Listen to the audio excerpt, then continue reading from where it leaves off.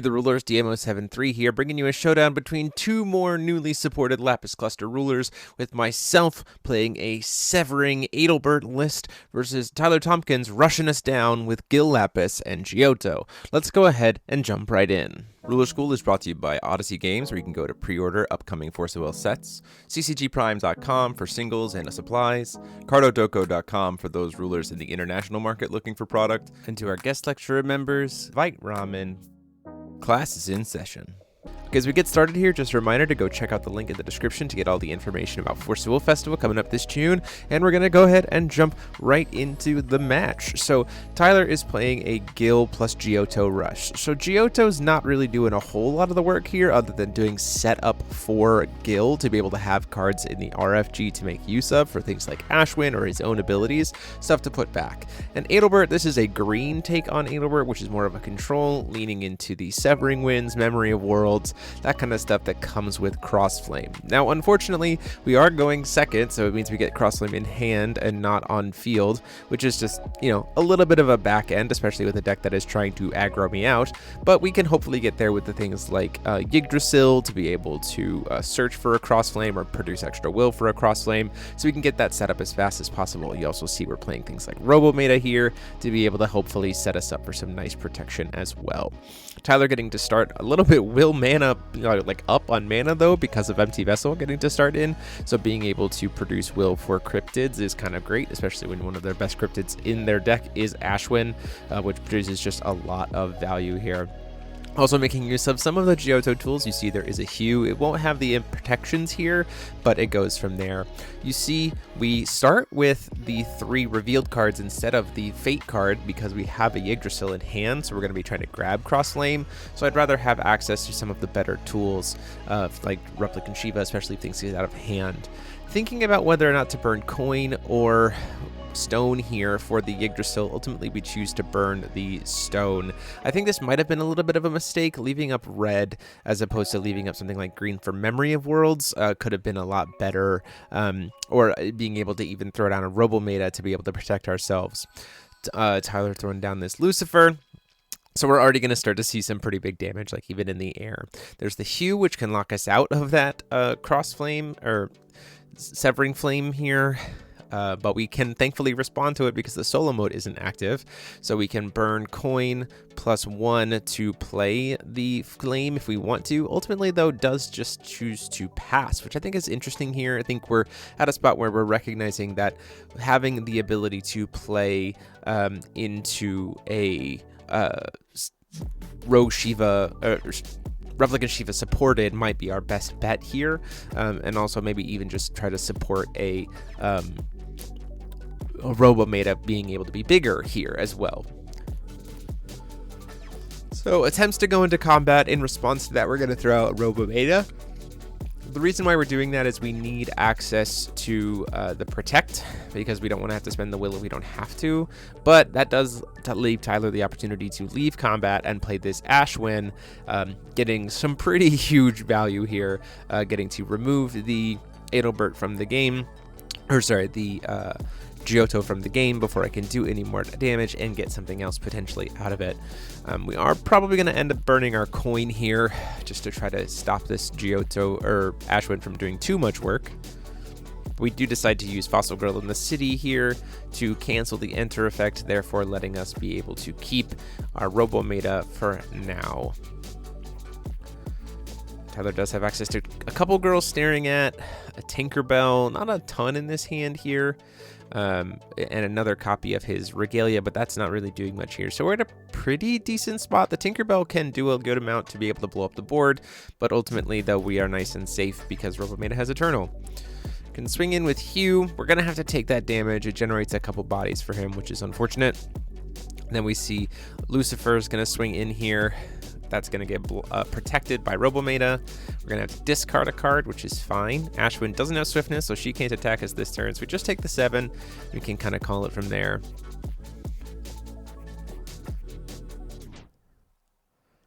We remove the top 2. And then before draw on our turn, we're going to flash in Blade of Dimensional Fire. This is so we can try to Judgment next turn. and at least start setting ourselves up for being able to control the. We might end up just using Shiva instead, just to clear this board state out, but Tyler says you can try to do that, but we're going to girl staring at you here before recovery, which is a really good play here. It locks me out from being able to do the judgment process. It locks without being tapped. It locks me out of being able to do Shiva to clear this board, and he's rushing me down. Like, he's in a good position to be able to start getting just close out the game aggressively. So we're just going to go ahead and have to leave up a bunch of open will and pass turn. 4 things that'll be able to swing. I've got 2 blockers. I can flash in a rogue spectator to get a 3rd blocker. The problem becomes Ashwin having multi-strike. Like, she's the one that I have to block, and so I really need Robometa here because I need him to be able to protect against the Ashwin. Because I need to be able to redirect the attack to me, to Robometa instead of my face, so that Tyler can't just be like, well, I'll just pump her up a million times using her ability to stack a card back down.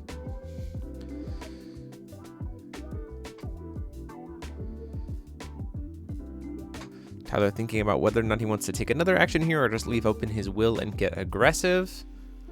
2 Tinkerbell, 2 of his sub-ruler, and a girl staring at puts him in a pretty decent position here.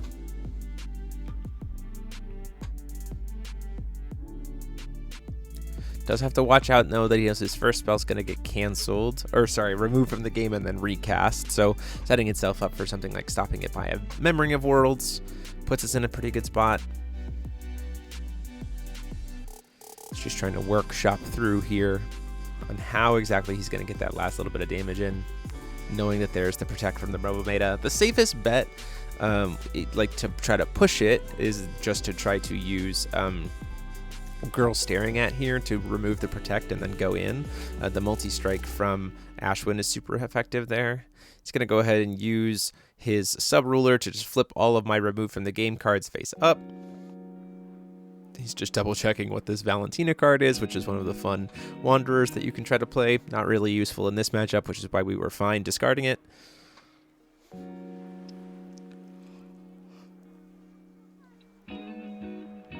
Starts to flash in a Tinkerbell.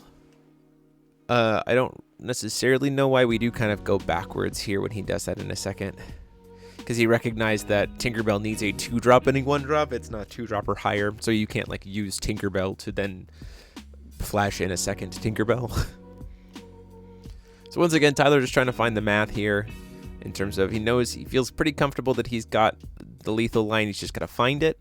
There's that girl staring at, as we said before. It's going to blank my whole board. It gets removed from the game and then recast.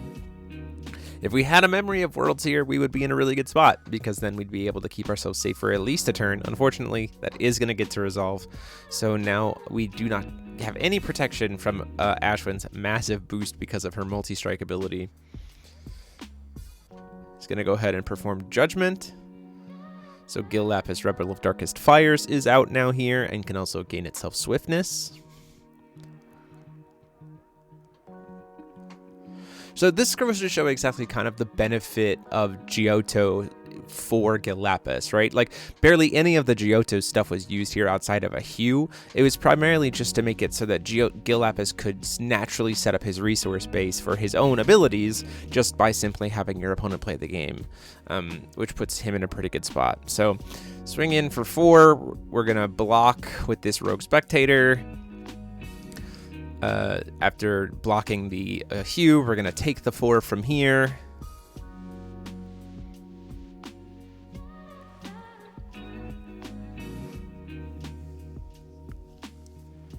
Swing in with the Ashwin. We're going to try to block with the Robometa. We don't have Protect, but then we still take the 7 from the multi-strike.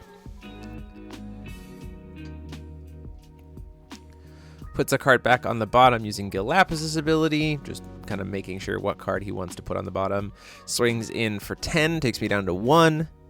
And at that point in time, all he has to do is cast a card, a 1-drop card, which I have, Robometa, for him to just burn me with Ashwin, and that will be the game. So thanks to Ashwin's little follow-up there, the 1-2 punch of Gil Lapis plus Ashwin, finishing out the game as a rushdown, and we push into game 2.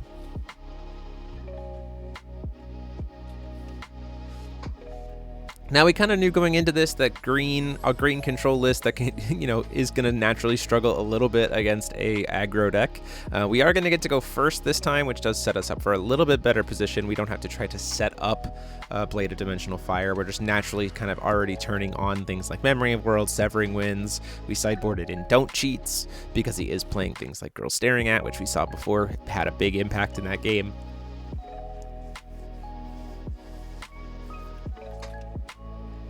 Tyler exactly kind of wondering exactly what he's going to have to play through here.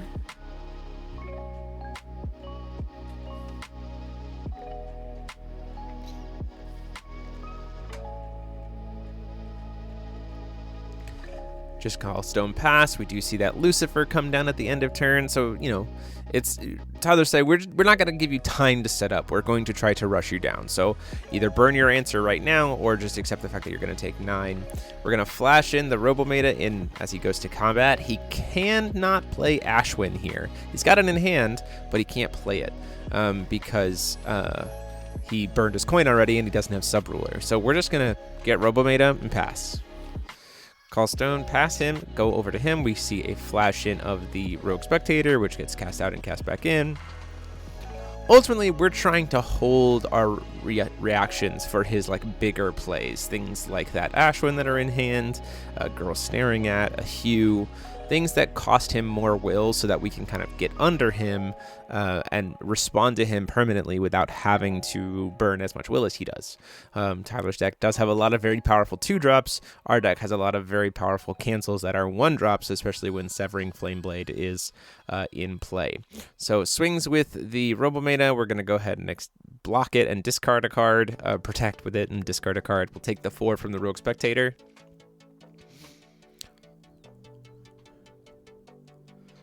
Tries to cast a Hue, costs him 4 life to do that.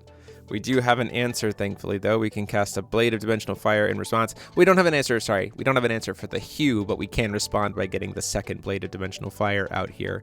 So now we have both the discounted Judgment and the ability to do it while tapped, and the kind of severing stuff here. So we're going to go ahead and flip over Dimension Brigade. We get to put in a Wanderer. We'd love to put in a Xylos and Dotem. We don't have one, but we do have an Adelbert, Lost in Time, which gives us the ability to make burn off the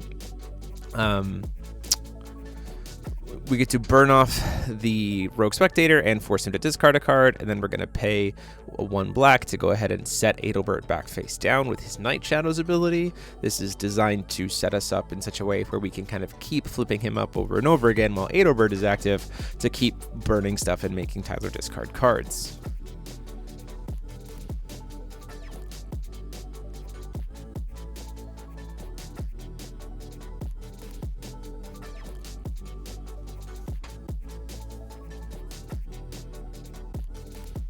Tyler staring down a Robometa, has the ability to play Ashwin now, but either has to answer the Regalia or the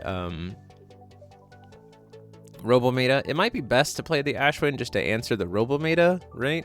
He does have that Cane of the Salamander in hand too, so very much an option to be able to start getting aggressive. Cane of the Salamander would burn me for 5 and would let him use Gil Lapis to give Ashwin swiftness, which honestly could really push the game through here, especially since if I don't have an answer for this Ashwin, I'm in bad shape. It's going to get him a body, which is going to get to burn me. He's going to remove the Robometa, so there's no blocker here.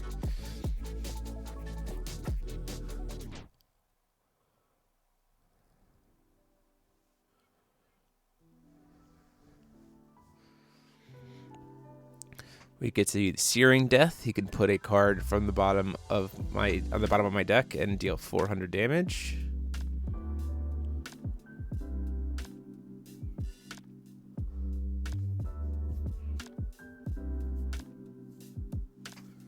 Well, I think he chose to not do that here, though.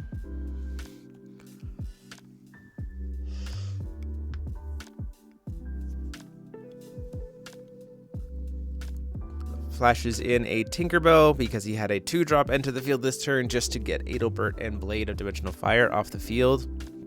If he had played the Cane, he'd probably actually be able to kill me here. because the Ashwin would be able to swing for at least 2,000, or he'd be putting me pretty close to death. Makes a wide board here. We're not currently under a hue, so we're going to fall back on old standby here that we have in the main deck. Just double checking exactly how I want to pay for it here. Of a main deck replicant Shiva, we say, this is a huge board. I don't want to deal with it. We're going to wipe it off the face of the earth and get 7 counters onto my Shiva for later, which puts us in a pretty decent spot. Now, that being said, if Tyler has another Ashwin, we're in bad shape here. He doesn't. He has Cane of the Salamander, and he has the ability to wipe the board with the addition, and he has a girl staring at. So nothing particularly huge here. Can just start going back on RFG the deck though.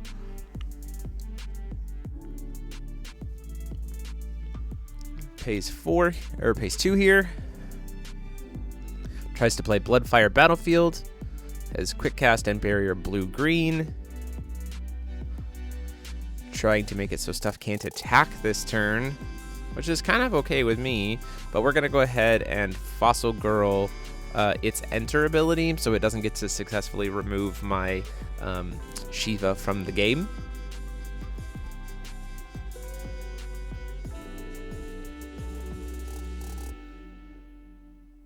At that point in time, Tyler deciding if he wants to try to commit to the Dark Alice now, perform Judgment now, or just wait to see what else I might try to do. Also a world where he has to be careful here, or if he tries to commit too much here, a Severing Winds could come down, draw me 2 more cards just by playing it, and then cancel whatever he's trying to do. Losing the Dark Alice here to something like Severing Winds would be pretty backbreaking in terms of the amount of resources he has. He's going to go ahead and try to do the Girl Staring At before recovery again, lock us out of being able to do any big plays. That's kind of fine here. We're still going to go ahead and just get our Horizon out and be able to swing in for 13.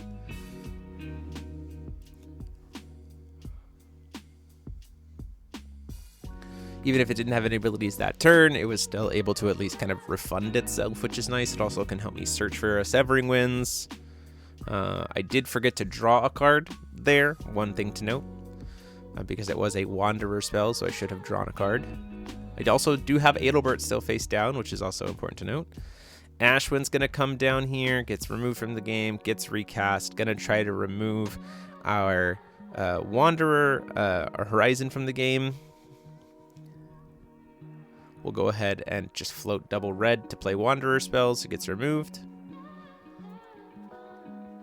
Thankfully, doesn't have another one of the guys who burns me already. Just gets a Cryptid of Tenacity, which can't really do much here. We do see a Cane of the Salamander come down. It's going to burn me for 5. Then can use it to give Ashwin Swiftness.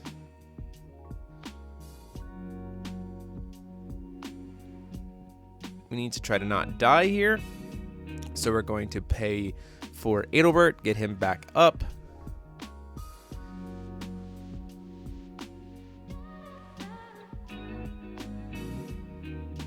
Put that Echo that we play as a one of on the bottom of the deck, or into the standby area, just to have another potential blocker this turn. Ashwin's going to be able to hit me because of first strike damage, or multi-strike damage. This is us double checking where multi-strike happens. Multi-strike, similarly to first strike, only matters for the attacker. So even though Adelbert also has multi-strike, he won't be able to deal any damage during the multi-strike step, and as such, his Bane won't protect us here. We are going to take the damage from this Ashwin, him getting killed, and then Ashwin gets to hit me in the face for 7.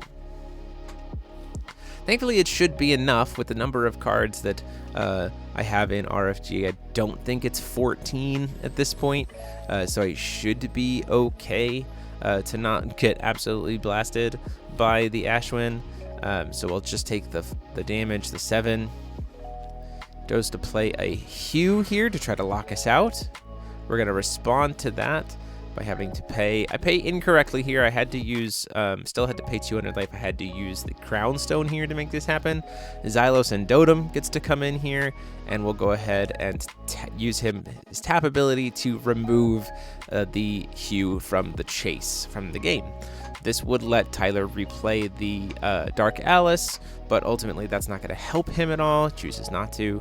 For right now, we draw for turn, and thankfully we can just move to recovery. And with Shiva and Xylos, we have enough to be able to push through for lethal, because we can just kill the Cryptid with Shiva, get the extra counters on Xylos, do his God's Art, and then swing with multi-strike to finish the game, thankfully pushing us to a game 3.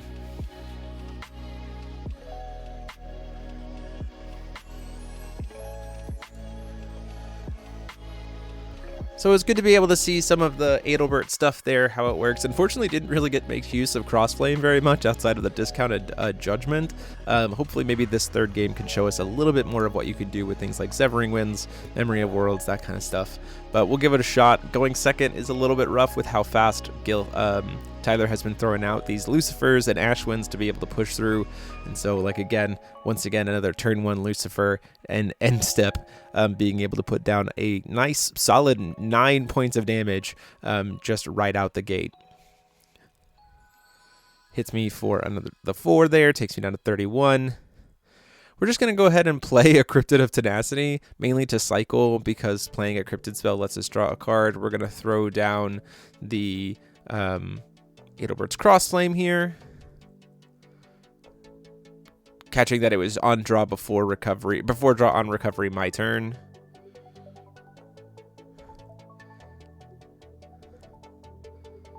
So just sequencing that a little bit differently. I know he plays Tinkerbell, so apologies for that little kind of rewind there. There was really no reason for me to try to push in there. It's not going to do anything to me before recovery. So we're just going to try to recover and then pass. He's going to use his ability to reveal all of the cards from my RFG. And then, because he can, he's going to burn for a high-speed uppercut treatment. I have cards in my RFG, so he's going to try to make use of it, but it gets removed from the game and recast because of Crossflame, and we can use Don't Cheat. We say, hey, don't do that. It was played not from a hand, so it was free. And we just kind of say, hey, nope, we're not gonna worry about that right now. Dante enters the Game of Gods comes into play here. He's going to try to replenish his hand. Doesn't really look too great here, but we do have Memory of Worlds, thankfully, to be able to remove that from the game as well. And that's just permanently gone because it was cast from not a hand. So right there, getting to see exactly kind of what Flame Blade does let you kind of do here. Makes use of stuff like that. It's going to go ahead and swing in, gets 1,000 damage in, and then has to make me remove the top card of my deck. Has another Lucifer, has a Girl Staring At, we mill 2, and then before draw on my turn, we're going to throw down these Girl Staring At. This has been probably one of his best thing that he's been doing this whole game, is just kind of stopping me from being able to do stuff like Judgment. Like Judgment would be pretty decent here, but I can't even do that. So we're just going to have to worry about Call Stone and probably pass. We see another Lucifer come down here in the end step, so really just draining me super fast. Doesn't really need the rest of the cards, to be perfectly honest, because I have not drawn enough cancels to be able to try to protect myself in this situation.